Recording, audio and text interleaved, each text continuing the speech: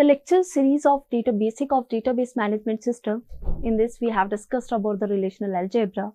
Before discussing about the relational algebra, first we discussed about the procedural and the non-procedural languages. So relational algebra is a part of the procedural languages. So first we have discussed about the procedural and the non-procedural languages. So in procedural languages, the program code is written as a sequence of instruction.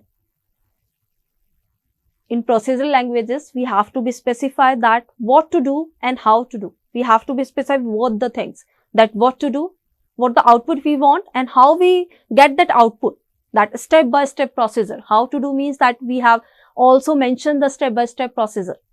So these instructions are executed in the sequential order, and these instructions are written to solve a specific problem. So the procedural languages have give the output into the form of the sequence of instructions. For example, that Fortran, COBOL, Algol, C and Pascal are the examples of the procedural languages in which we get the output, how to solve a problem. We have written data steps in a sequence manner, or we can say that we have written the program code into the sequence of instructions. And in non-procedural languages, the user has to specify only that what to do. How to do, we have not specified there. So it is also called as applicative and the function language. It involves the development of the functions from other functions to construct more complex functions. For example, SQL, Prolog, Lisp are the non-procedural languages.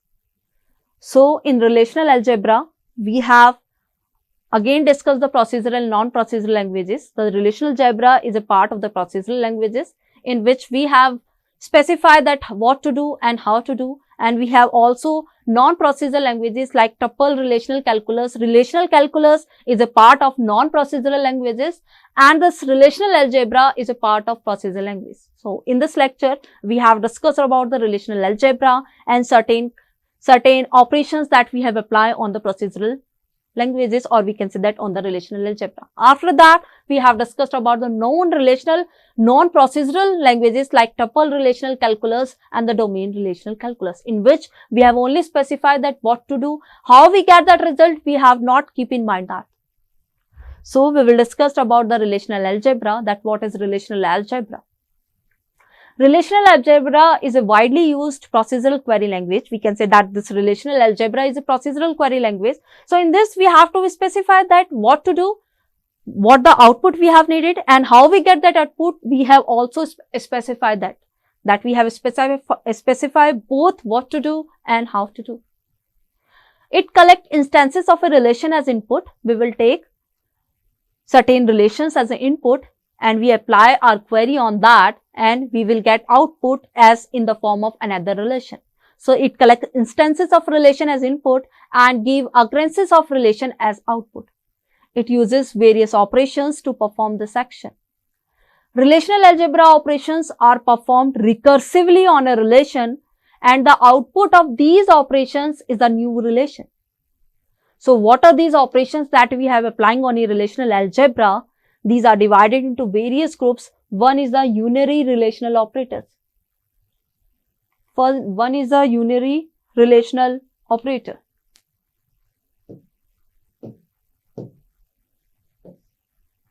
In which we have taken only one table, and on the basis of that table we have applied these operations, and we will get the output as in the form of the another relation. So these unary relational operators are select, project and rename. In the select, we have select the data as row wise, as we have selecting only the tuples. In project, we have selecting the columns, and in rename, if we want to rename any attribute, if we want to rename any relation, then we have used the concept of the rename here. Then we have relational algebra, the operations from the set theory, union, in which we have required two tables, intersection, difference and Cartesian product. Then we have binary relation operators like join and division. So we have discussed these operations that we have applied on the relational algebra one by one.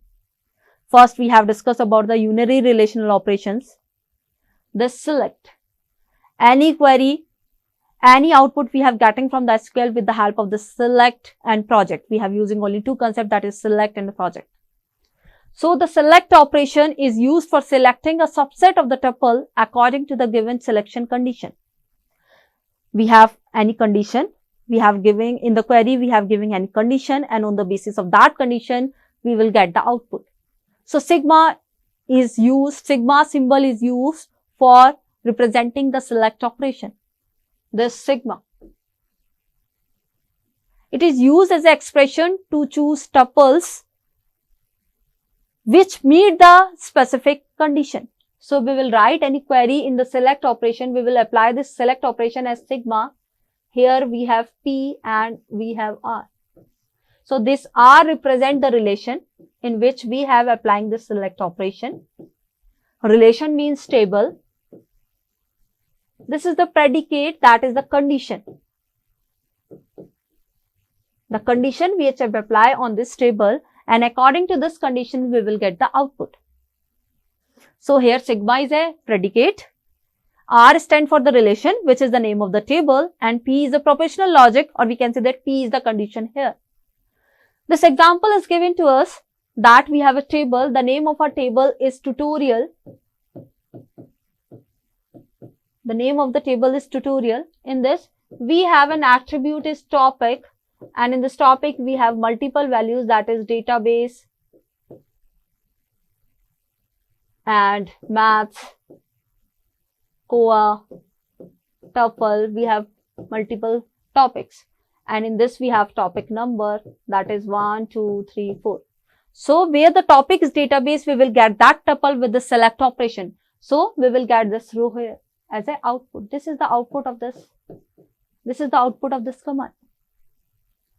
So this sigma denotes for select, that selected the data row wise, that it's not select the data according to any column. It will select the whole row according to the given condition. If we want to select the data, if we have here topic number, instead of topic we have topic number as 4. So it will select this row, this complete row. We will not specify the attribute, which attribute we want to select. Tuple, with the select operation we have only selecting the tuples according to the condition that we have applied on the select operation. So here we have applied the topic as database. So it select the tuples, it select the rows where the topic is equal to database. The second example, here we have applied the concept of the intersection, and we have used here and. In this we have applying that where the topic is equal to database and author is equal to Guru 99, then we have select that row. So if we can say that we have 5, and here we have again database, and we have here author is here A, B, C, D, and here we have Guru 99. So where this condition meet, where the topic is database and the author name is Guru 99, we will select only those rows from the given database. So in this we have only select this row, that is 5, because the topic is here database and the author is here Guru 99. But in this we have the topic is database but the author is only A here. So we will need to meet both condition where the topic is equal to database and author is equal to Guru 99. So according to the condition we have the output, we have only select this row, that is last one, that is 5, where the topic number is 5. There is another example, that is where sales greater than 50,000. If we have one more row here, that is sales, where sale is greater than 50,000. 50,000. So according to this condition we have select only this row, because this is only where the sale is greater than 50,000. Here the sale is 50,000, not greater than or equal to 50,000. We have condition that's where sale is greater than 50,000. So according to this we have only select the first row. So we implies that the select operation we have, according to the select operation we have only select the row according to the specified condition that we have applied on the propositional logic of the sigma operation.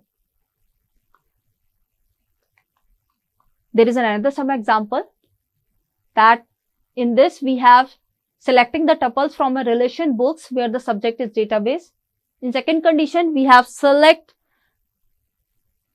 tuples from a relation book where subject is database and price is 45. So we here use and here, that is intersection. Third, we select tuples from a relation book where subject is database and price is 45 and have a publication year after 2010. So, we also mention here that publication year is greater than 2010, where the subject is database and price is 450. So, here we have used and we also want that or they have a publication after 2010. If this condition meet, then we also check for this condition that the year publication for that is 2010.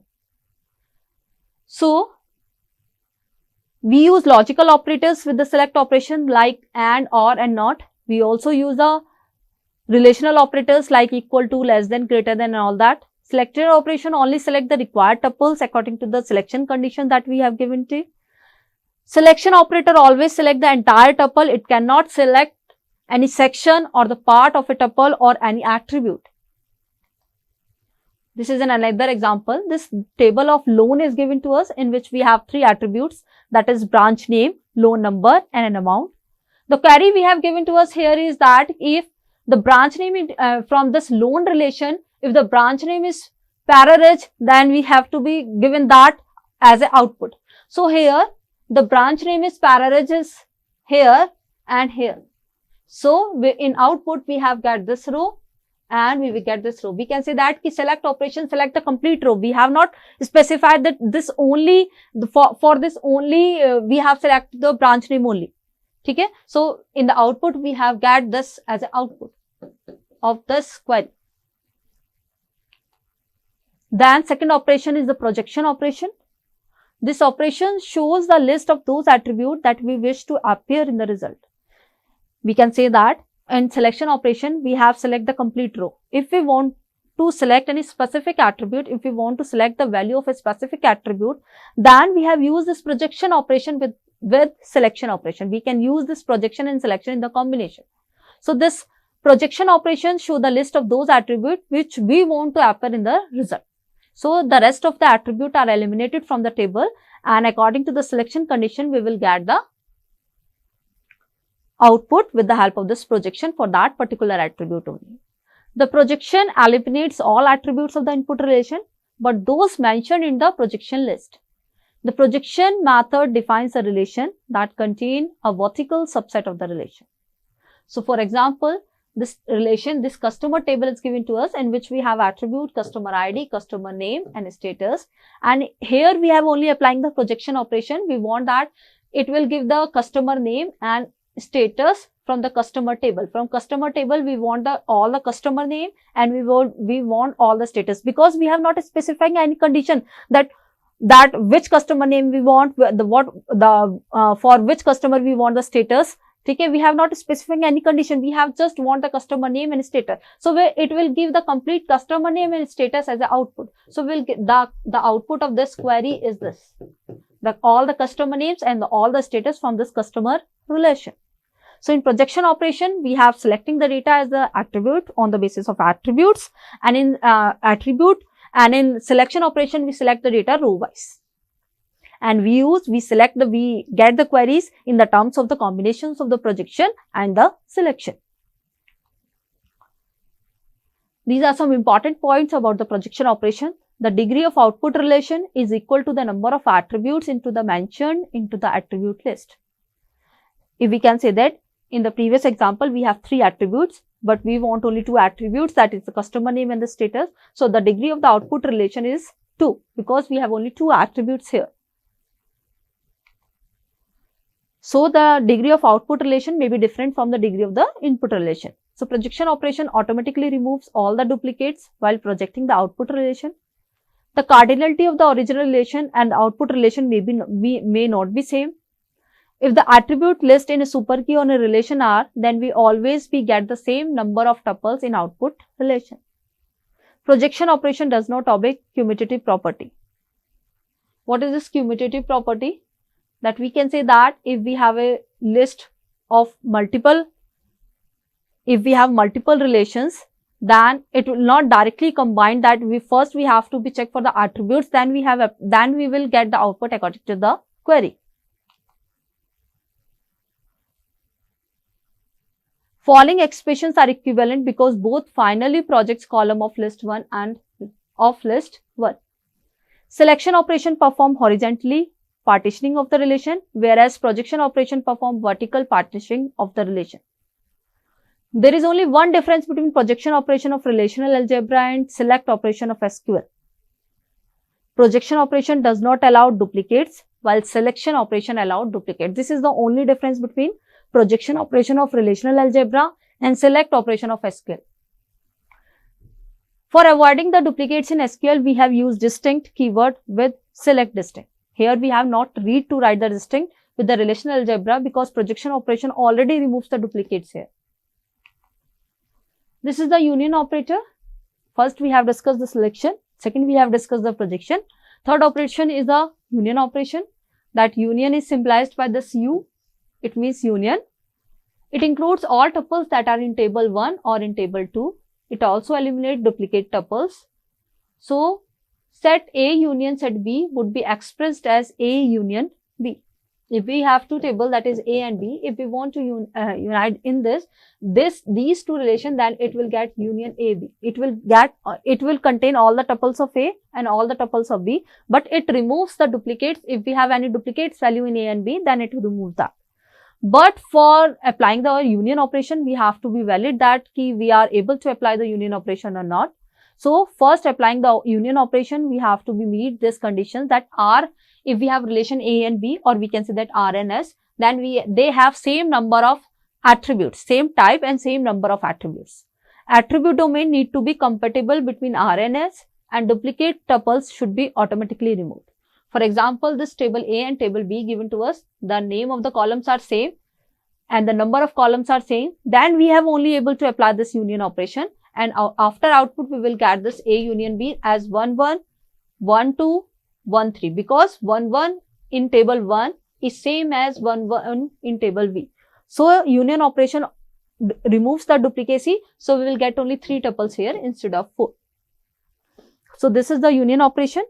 For the union operation, always keep in mind that we can apply only union operation when the two tables have the same number of columns and the same type of columns in A and B.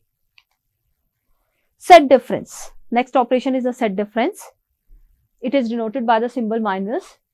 Symbol denotes the result of A minus B if we have two relations, that is A and B, and if we want to find the set difference between A and B, then it denoted by A minus B. So, what was the output we have getting A minus B? It is a relation which include all tuples that are in A but not in B. So, the attribute name of A has to be matched with the attribute name in B. Then we have only able to apply that. If the attribute of table A is matched with the attribute of table B, then we have to apply only this operation. The two operand relation A and B should either be compatible or union compatible. It should be defined relation consisting of tuple that are in relation A but not in B. For example, this relation of customer is given to us, depositor is given to us, and this is the borrower. This is the name of this relation is borrower, and the name of this relation is depositor, not customer. The name of this table is depositor. In this we have two attribute, that is customer name and account number. In this table we have again two attribute, that is customer name and loan number. So, we are able to apply the set difference on the basis of this customer name, because this customer name is common in depositor table and the borrower table. So, we can see that two operand on relation A and B should be compatible or either union compatible. If maybe all attributes are common, or maybe at least one attribute common, on the basis of we can apply the set difference operation. So, if we apply this query on these two tables, that pi customer name from borrower, pi customer name from depositor, if we have applying the set difference here, this is the operation for the set difference. If we have applied this query on this table, so what was the output? We get the name of the customer name that exists in A but not in B. So, Johnson is here and Johnson is not here. So, we will get Johnson as an output. Smith is here, so we will not take this. Mays is here, but Mays is not here, so we will get Mays here as the output. Turner is here, but Turner is not here, so we will get Turner is again as the output. Johnson is here and Johnson is not here, so we will get again Johnson as an output. Johns is here and Johns is also present here. Lindsay is here, but Lindsay is not here. So Lindsay is again as a output for this table. So the output of this two relations, we will get this output, that Johnson, Mays, Turner and Johnson and Lindsay. But it will remove the duplicate. So this Johnson will be removed and we will get that as a output. We'll see the output, that Jackson, Hayes, Williams and Curry. So the result of A minus B is a result which include all the tuples that are in A but not in B. So this is the output of this relation. Then we have intersection operation. An intersection operation is defined by this. If we have two relations, that is A and B, if we find the intersection between A and B, then we define with A intersection B. If we have these two relations A and B, so what will the output? That will common in A and B. So we will get this as an output.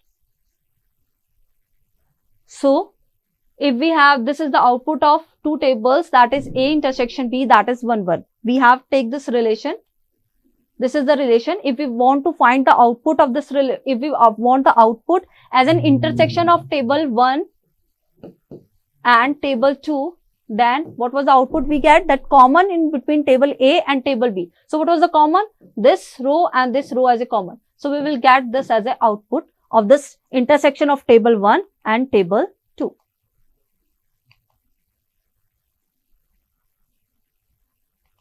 If we taking these two tables, so what is the common here?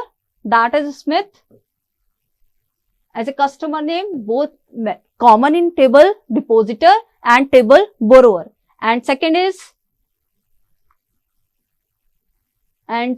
here, Johnson is present here, no. Smith is present here, we will take that. Mays is present here, no. Turner is present here, no.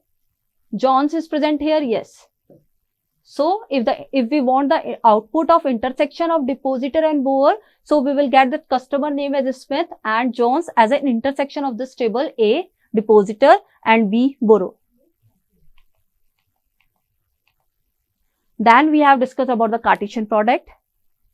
This Cartesian product is very important operation of the relational algebra. This type of operation is helpful to merge columns from two relations. Journal, a Cartesian product is never a meaningful operation when it performs alone.